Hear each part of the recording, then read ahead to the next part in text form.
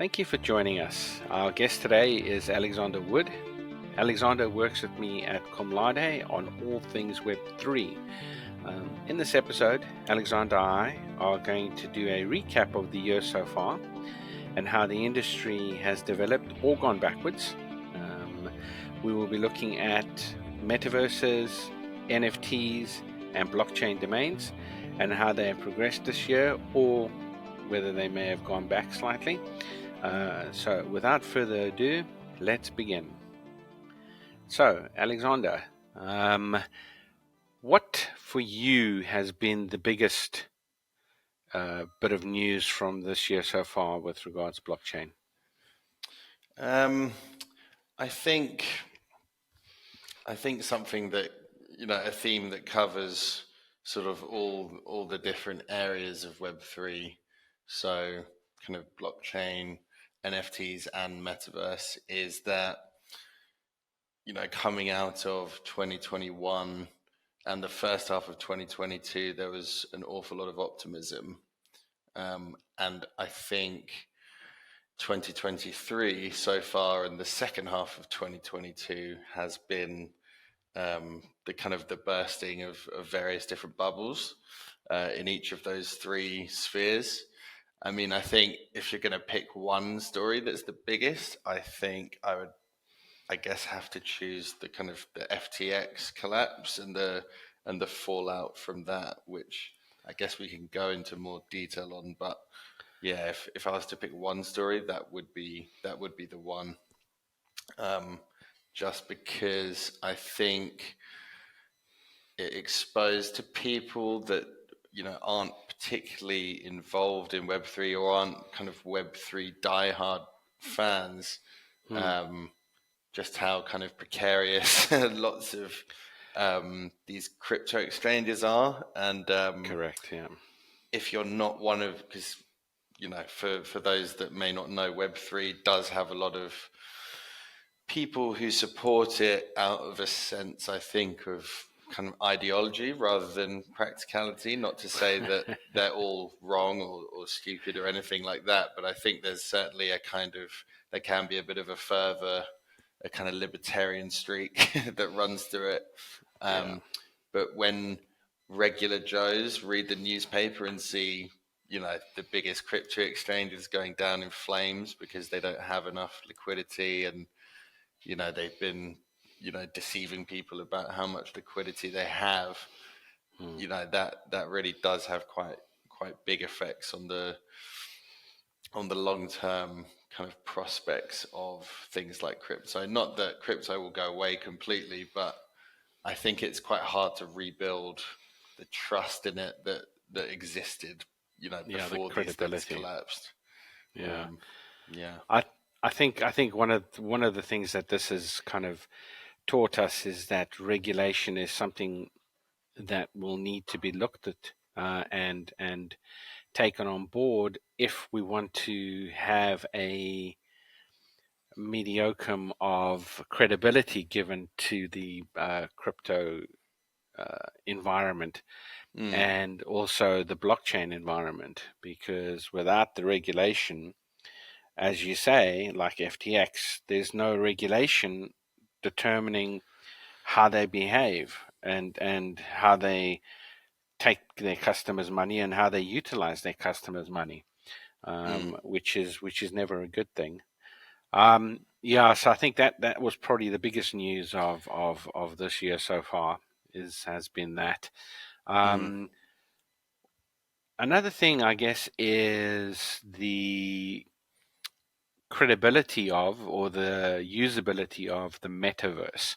What do you think about that? Because from my perspective, there hasn't really been as many big use cases within the metaverse. So how are you seeing it? Because you spend a lot of time within the metaverse. Yeah, absolutely. In my job role, I do spend quite a bit of time in the metaverse.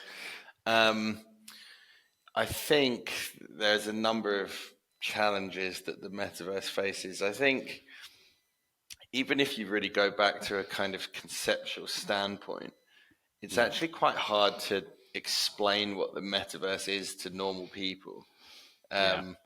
And, that tells you from the get go that, if you can't explain it to an ordinary kind of layman off the street, then perhaps as a concept, it needs a bit more work before it can be expected to become a mass market phenomenon.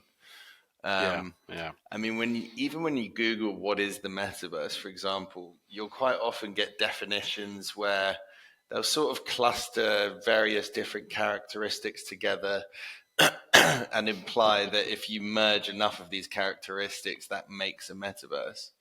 Um, but quite often I don't think that's necessarily the most kind of convincing argument. I think for something like the metaverse to be kind of taken seriously and to be adopted by large numbers of people really have to understand, what is this thing that people are talking about, and why do I want to be there?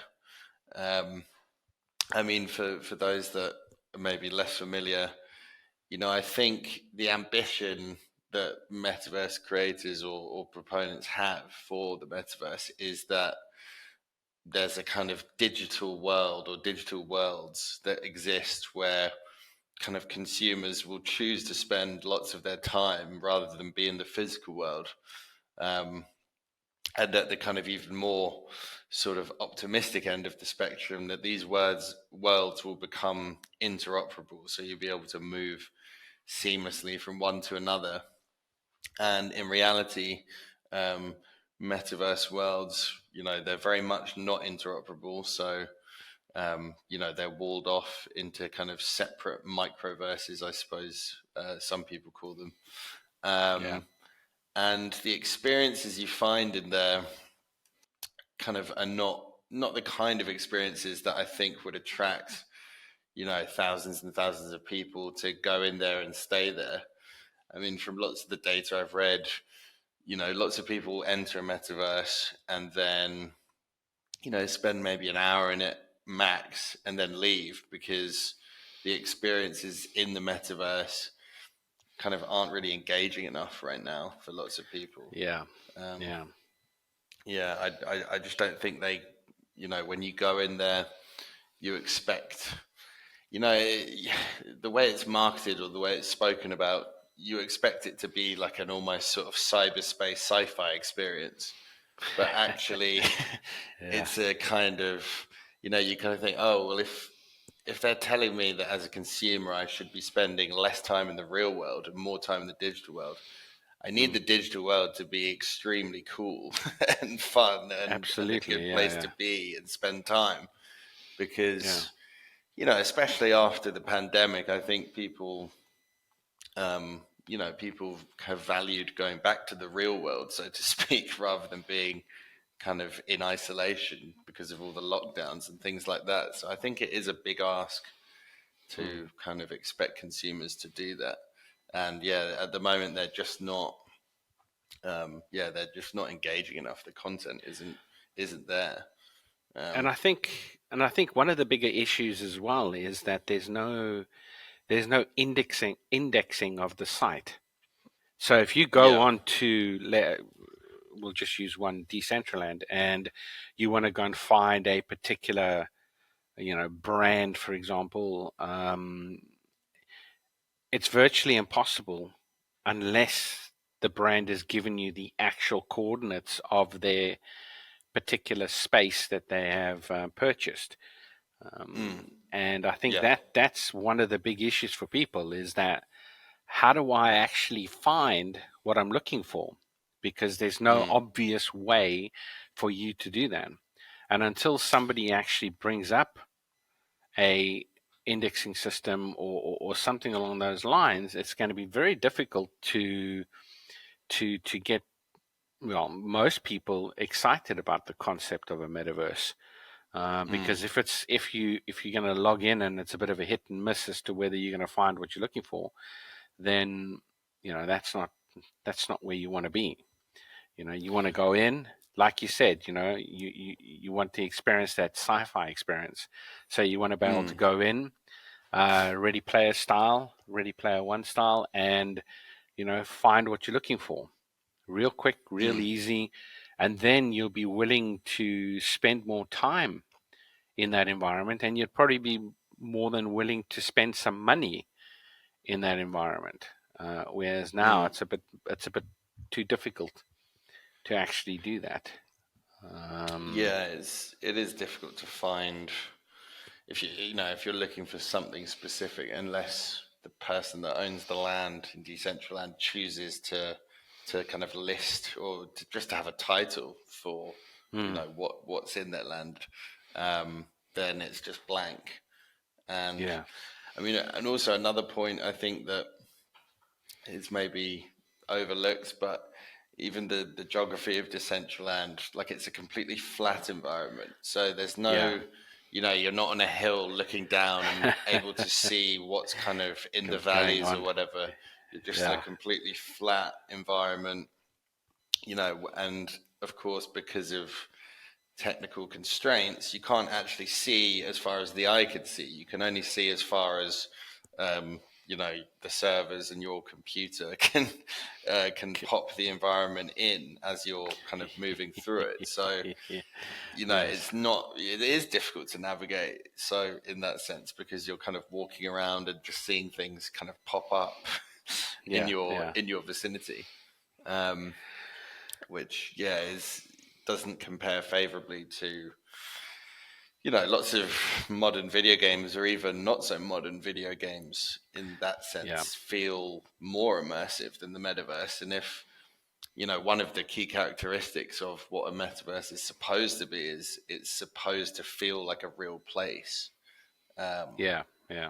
and if you don't have that immersivity, then it just doesn't feel like a real place. Of course. No, absolutely, 100% agree. Um, the next topic we can look at is both you and my favorite topic, NFTs, and the hype, I guess you could call it, behind NFTs, and whether the NFT is still a successful tool or not. I did see on Mm, the weekend that the NBA is putting out some more NFTs, mm, which is interesting. So there are quite a yeah. few big brands that are utilizing NFTs to create an interest in their particular sector. Um, but how have you found NFTs and their growth, or maybe uh, drop in price, for example? Mm. Um, yeah, I think the for those that don't know, NFTs were quite valuable in 2021, and there was a big boom, and then kind of along with the drop in cryptocurrency in 2022, there was essentially a crash of NFT prices. Um, I think the two are happened for similar reasons in lots of ways. That essentially, I think the reason the prices went up so quickly is that there were a few high-profile NFT programs like Bored Ape, where the prices started off. If you were an early adopter that signed up, quite low, and then they jumped to kind of extraordinarily high levels and had huge Mm, celebrities endorsing them and investing in them. Um, but like any kind of speculative market, people are only going to invest while the prices still go up, and at some point, correct. once the price starts going down, um, if the only value they have is as a speculative asset, that's not enough to sustain a kind of long-term future for NFTs. And I think ultimately Yeah. that's kind of what happened, is that the bubble burst and consumers realized, oh, like I've I've invested huge sums of money in these digital Yes. assets, which now people don't value because the Yeah. bubbles burst. And I remember we were talking the other day about people, or Sotheby's, for example, is now being sued by Yep. people who claim that the NFTs that Sotheby's sold them were misrepresented to them, because Sotheby's implied that they'd be making a kind of investment and that the value of the NFT would go up. So I think that's a very good example of basically what's happened to NFTs. I think in a nutshell, Yeah. is that they were valued at a lot because they were seen as something that would keep going up in value, and then that stopped, and now the NFT market is worth much Way much less less. than it was a year and Yeah. a year and a bit ago. I mean, I'm pretty sure Yes. it's, off the top of my head, it's dropped by like 85% or something on Yeah. average, like the value of NFTs. So it's really not good. I mean, the only other thing though I'd say is, to caveat it, is I think if you're a brand that really thinks hard about how to utilize NFTs and has a kind of good idea that can provide more utility to your customers than simply being a kind of speculative asset. So Yeah. the Yeah. NBA thing, which I think is them, you buy a kind of video NFT of your favorite shot, or whatever it might be, your favorite moment from a game.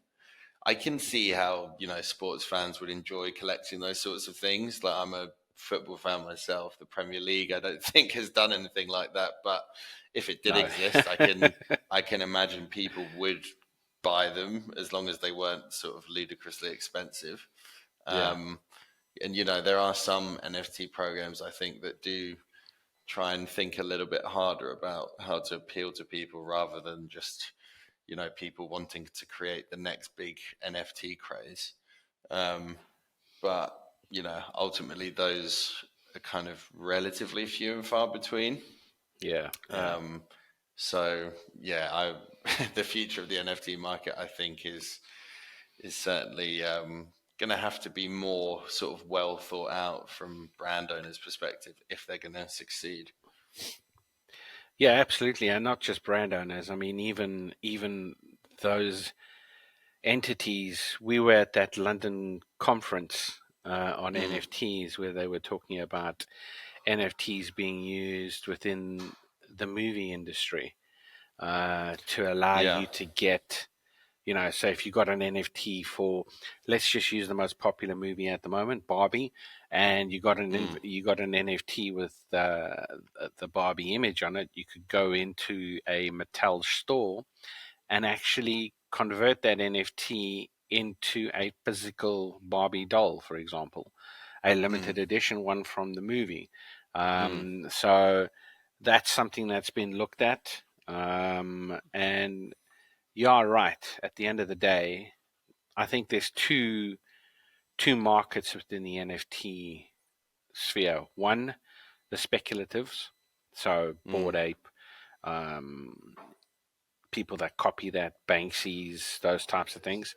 Or alternatively, you've also got the brands, and how do they actually take that, their entity, their name, and put it into something that's actually worthwhile, passing on to their customers. So that's mm. something that we should definitely be keeping a lookout on, or lookout for, I should say.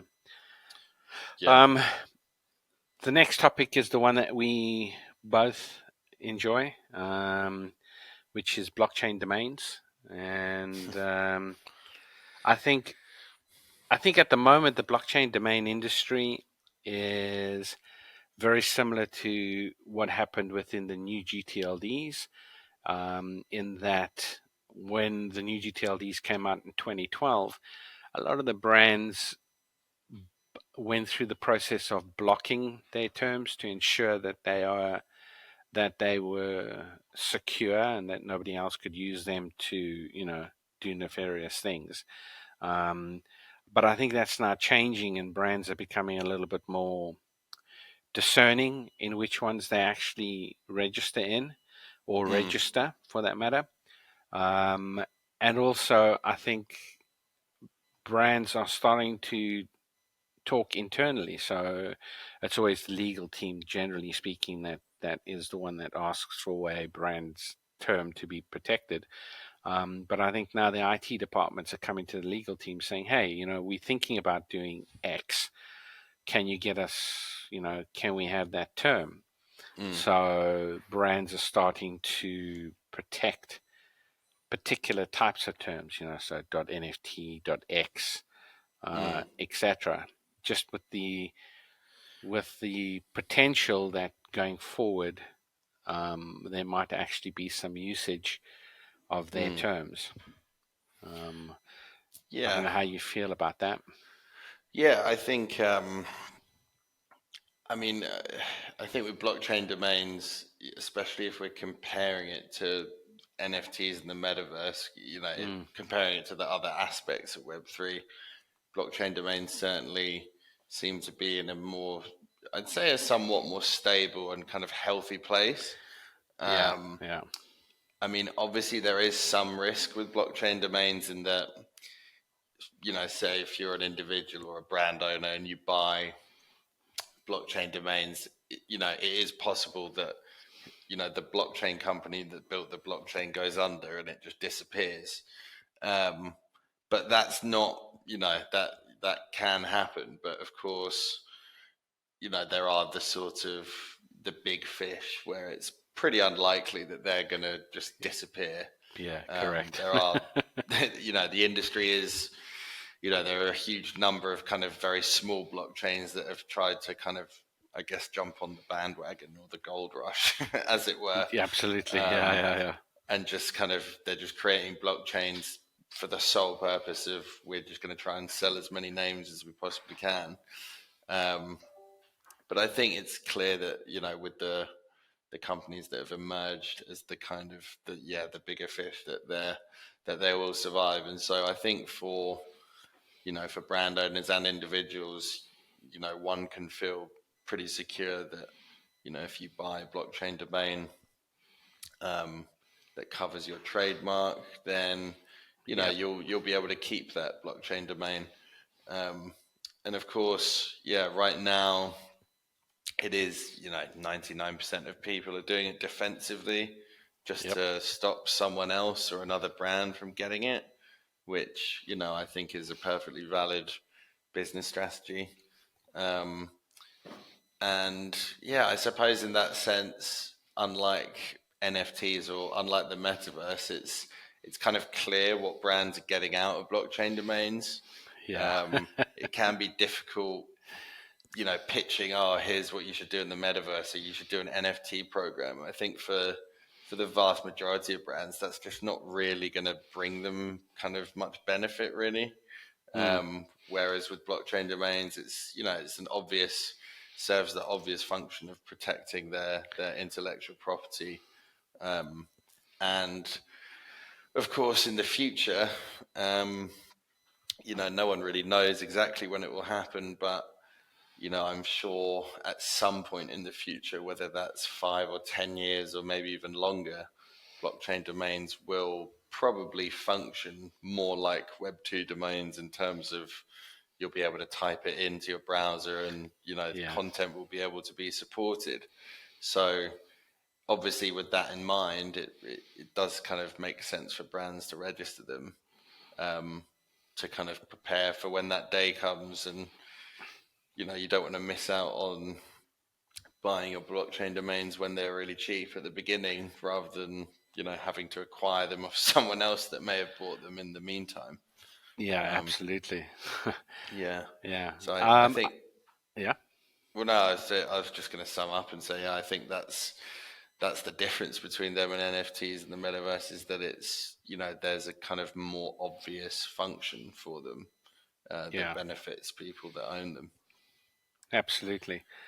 I think also you mentioned 5 to 10 years before it becomes, more widely used, where people are able to type into a browser and be taken to X website. I think that might come along a little quicker when the next round of new GTLDs come into play, which is in 2026. quarter one of 2026. Mm. So I think when that starts to happen, then I think brands will start putting pressure onto other providers of services, like browser providers, email providers, etc., to allow them to use both the new GTLD that they've acquired as well as potentially the blockchain domain that they've acquired. Um, Mm. so I think it'll start being pushed Mm. a little bit more. I know at the moment ICANN, who looks after the Web 2 regulations and technical side of it, is not very keen on Web 3. But I think with more pressure, they Mm. will start to see that brands are starting to want to utilize their brand new GTLDs in a Web 3 environment and join the two together. Mm. And I think when that starts to happen, that's going to be a little bit of a shift within the industry. Mm. Um, it's going to be difficult, to be honest, Yeah. because technology is one of the hindrances, Mm. and also, you know, people don't necessarily take it as seriously, or they don't trust it because all they think about is crypto. Yeah. And this isn't cryptocurrency. This is a blockchain technology. Mm. So it will be Yeah. interesting to see how that goes. Yeah. I think, yeah, you raised a lot of good points. I think ultimately, yeah, I think once new technology comes along, like Mm, blockchain, which, ultimately is just a way of storing data, it doesn't necessarily have to be used for crypto or for blockchain domains or whatever. But I correct. Yeah. think now that we have blockchain domains, I think it's probably inevitable that some sort of accommodation with the kind of Web 2 regulatory world will be reached eventually. I mean, I'm sure it Yeah. will be a Yeah. long, tricky, difficult process A difficult for road. Yes. for all different parties involved. Yeah. Yeah. Um, but you can't turn the clock back and just uninvent this stuff. No, Um, absolutely not. Yeah. and I think it is in the interest ultimately of everyone to come to an accommodation rather than be at loggerheads and have loads of clashing and all this sort of stuff, because I think that would be a kind of mutually weakening dynamic for all parties. I think everyone, lots of the Web3 providers will probably enjoy being seen as a bit more kind of mainstream and legitimate by having some regulation, Yeah. Yeah. despite at Absolutely. the same time losing some autonomy. Mm, Um, and brand owners and Web 2 regulators would probably be happier having a bit more faith that there isn't going to be all this kind of clashing and worrying about having to compete with blockchain domain registries which don't have the same kind of contracts that they do with ICANN. um, absolutely. And also, how do they get their terms back? You know, mm, because in the Web 2 environment, you can, for lack of a better way of putting it, you can sue to get your term back through some of the legal processes called UDRP and URS. mm, But in the Web 2 environment, that doesn't currently exist. You don't have that recourse to mm, to to to get your term back. And even if you are successful in getting your term back, it's it's down to the individual that owns that term to actually transfer that term to you, to your wallet. yeah, Um, because if they decide not to, you don't really have any recourse, yeah, which is if you can't problematic. track them down. Yeah, Yeah, which in many cases that is very, very difficult if not impossible. Yeah, absolutely.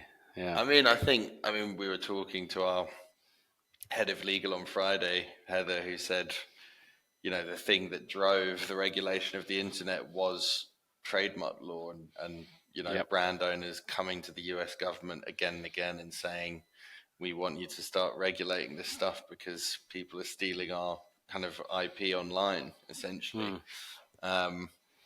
So yeah, I think it will be, I mean, I am pretty interested to see kind of how this all develops in practice, because it's Absolutely, obviously yeah. easy for us to say, oh, there'll probably be some sort of reconciliation, because it does seem like there's a long road between kind of me saying that and that being a reality, particularly, as you say, because the technology of Web3, it does make it much more difficult to regulate in the same way as Web2, simply because of the sort of the anonymity afforded to users of Web3 by crypto wallets, not having any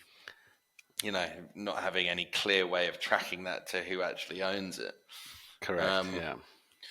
But these things, I'm kind of always a believer that when there needs to be a compromise, people will figure out a way how to make it work. If that Correct. makes any sense. Yeah, absolutely. Yeah. Yeah. I think there's enough vested interest from all parties to make it work. Correct. So I think certainly with the kind of bigger blockchains like Ethereum,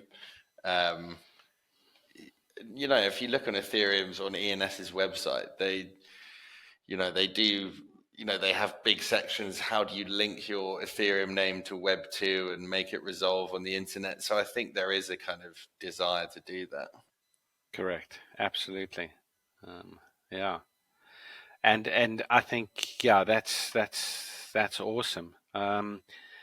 Alexander, thank you very much for the time today. I think it's always fun to talk about what's happened in the industry so far, and what's potentially going to happen,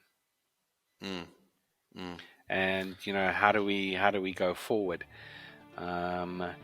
Thank you very much to everyone for listening.